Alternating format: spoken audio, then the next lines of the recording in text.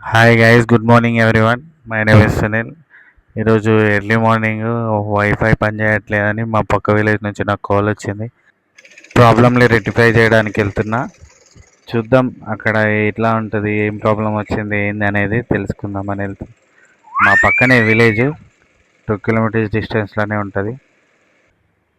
Friends, వైఫైలో ఎలాంటి issues ఉన్నా, కొత్త కనెక్షన్స్ కావాలన్నా నా నంబర్కి కాంటాక్ట్ కండి. కింద డిస్క్రిప్షన్లో ఉన్న నంబర్ పెడతాను, కంపల్సరీ రెస్పాండ్ అవుతాను.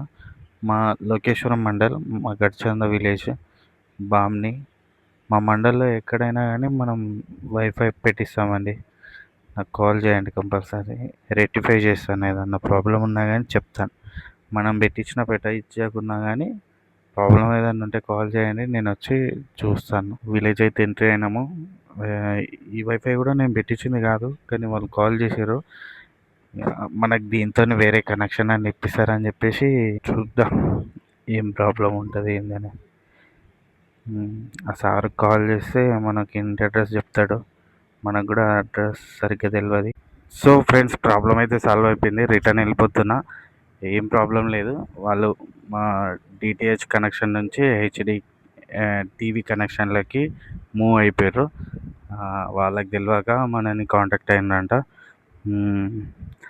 అనుకోకుండా ఏంటంటే సార్ మన ఫాలోవరేనంట.